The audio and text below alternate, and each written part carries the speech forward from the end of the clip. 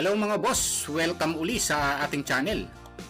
Sa video natin ito, step by step po nating pag-uusapan itong tungkol sa layering. Diniscuss po natin ng mga nakaraang video itong importance ng layering, no? Parang review lang po yung layering. Dito po natin nilalagay yung mga kapal ng technical pen natin. Tapos pwede po tayo maglagay din ng mga line type, no? Paano ilagay yung mga hidden line, dash line at kung ano-ano pang line, no? Pwede po nating i-on and off. Tapos pwede rin po nating i-freeze and tow, no? Sana po tingnan nyo po yung mga video natin tungkol sa layering, no? Yung paggawa ng layer sa isang plano, no? Ngayon dito sa video ito naman, pag-usapan naman po natin itong mga features na ito ng layers, no? Pag-uusapan po natin itong 2, 4, 6, 8, 10 na features na ito ng layers, no? Ngayon umpisahan po natin dito sa current layer, no? Sa make current. Para malaman po natin yung mga layers kahit na hindi po natin titingnan dito o ililist, pwede po nating pindutin, no? Yung object, tapos tingnan po natin dito. Ito po yung layer niya, layer 0 po siya, no? Then escape ko lang. Pag kinlik ko po ito, ang current layer, ito po yung layer nitong ito furniture po, no? Ang layer niya, no? Then escape ko lang. Ito naman po ang layer niya, ito po lumalabas, chairs, no? Ngayon ang gusto ko pong gawin, pag-usapan po natin ito, make current. Ano po ba itong make current na ito, no? So minsan po kasi pag gagawa tayo ng mga drawing dito o parte ng plano, gusto po natin naka-layer na, no? Ngayon kung magdo-drawing po ako ng furniture, ganun din po, para naka-layer na, kailangan kunin ko po rito yung furnitures, no? Hahanapin ko po rito. So matagal po 'yon, no? Ngayon kung alam po natin ito, so mas mabilis po. Halimbawa, ito po yung furnitures, pipindutin ko lang po ito. So naka-layer furnitures na po 'yan, no? So click ko po ito, tapos pindutin ko po itong furnitures. Ito na po, no? So hindi ko na po kailangang hanapin dito sa napakaraming layer na ito yung current layer, no? Ito na. So kung gagawa ako ng kahit na anong object dito, naka-layer furniture na, no? Ayan po yung importance ng make current. Ayan po, no? So basta pinindot ko yung make current, no? Kung ano yung pipindutin ko rito, yun po yung current layer. Halimbawa po itong chairs, magiging chair po yan, yung current layer na yan. So ito po yan, no? Ang susunod, ito naman yung match layer, no?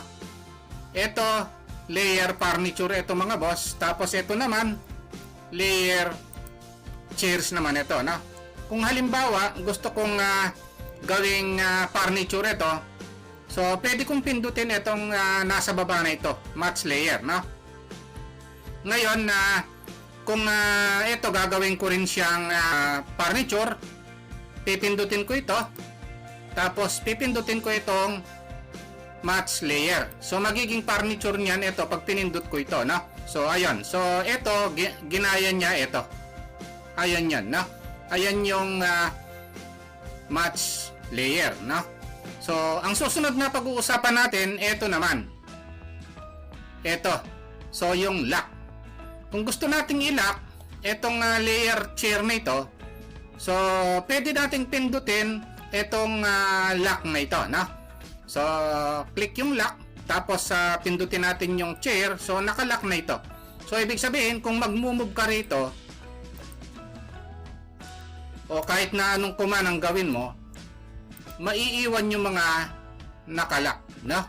Ayan yun. Kaya pag meron kayong drawing na ayaw ma-move, ayaw ma-copy, no? Ayaw ma-rotate, nakalock yan, no? So yaando ko lang. Ayan. So para ma-unlock siya, pwede nating pindutin ito namang nasa baba. Tapos pindutin natin ito, ayun, na-unlock na siya, no? So pagka may nakalock palang layer, so a-unlock nyo lang, no? Kasi kung hindi nyo alam yung yung pag-lock na ito, ang mangyayari, pupunta pa kayo dito, no? Tapos hahanapin nyo yung chair para i-lock nyo dito. So matagal yan, no? O nakalock ito. Halimbawa kung mailalak ko naman itong mga furniture, pupuntahan ko pa rito, Tapos hahanapin ko sa napakaraming layer na ito yung furniture, no? So hanapin ko siya, ito yung furniture, ito yung lock sa loob, no? O yun, nakalock na yung mga furniture. Kaya lang matagal yun mga boss, no? So mas mabilis kung pipindutin na lang natin itong lock na ito, tapos pindutin natin yung gusto nating i-lock. Ayun, no? So mas mabilis siya. Hindi na tayo maghahanap ng panong napakaraming layer dito, no? So ang gagawin na lang natin is yung ito na lang, no? Ngayon kung gusto nating i-unlock, ito naman yun, no? Halimbawa, i-lock ko yung mga furniture, o nakalock na siya, unlock ko lang ito yon, no? Tapos pindutin ko ito, ayun, naka-unlock na siya. Mas mabilis siya mga boss, no? Tapos ito naman, freeze naman, no? Kung hindi natin alam yung freeze mga boss, etong nasa labas na ito, hahanapin ko pa yung furniture dito kung ipipress ko siya. Papasok pa ako sa loob, tapos ito yon, ipipress ko siya. Ayun, no? Bago ko siya na-press, pumasok pa ako sa loob. Hinanap ko pa dito, no? Ayun yan. Tapos kung i-unpress ko, kiklik ko lang ito, so babalik siya, no? Pero mas mabilis ito mga boss kung ito na lang ang pipindutin natin, no? Ayun. Tapos pindutin na lang natin yung gusto nating i-press, no? Halimbawa, gusto kong i-press ito, ayun, no? Mas mabilis siya. Kasi dito na lang tayo pumindot, no? Unpress ko na lang dito. Unto, no? Ayun. So, mas mabilis yun mga boss, no? Kung dito natin siya pipindutin, no? Ayan yung, ito kasi, ito rin yung freeze, oh. Tapos, freeze and tow yung mga yan, no? Halimbawa, itong grid, kung gusto ko siyang i-freeze. Tapos, itong grid line din, no? Ayan, no? So, matagal kung hanapin nyo pa rito, no? Mas mabilis kung dito na lang natin tingnan, no? Tapos, kung halimbawa, ito naman, ito yung isolate, no? Kung gusto nyo i-isolate, halimbawa, itong mga letter, no? Ito yon, M-text, no?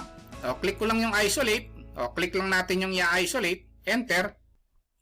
Ayun. So, ma-isolate ito, no?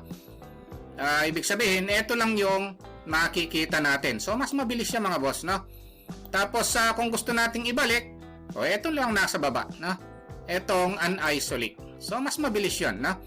Tapos, ito naman, yung isa, ito siya. Off naman, no? So, itong off, para rin siyang freeze, no? Natatago siya. Click lang natin ito. Kung halimbawa, hindi natin alam yung off na yon, o, dito pa tayo mag-off. Ito yung off, oh. Ayun. So, matagal yon, no? Gaya na sinabi ko, hanggat maaari, wag nating hanapin dito, no? So, pero mas mabilis kung pindutin na lang natin ito, yung off. Tapos, hanapin natin yung gusto nating i-off. Halimbawa, itong furniture, ayun, no? So, na-off na siya.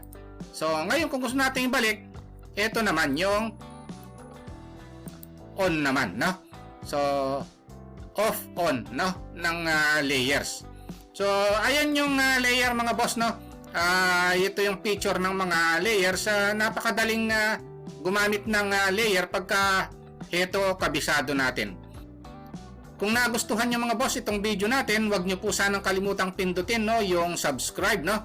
Pero isama nyo na rin po yung like at saka notification bell. Thank you very much at God bless po sa inyong lahat.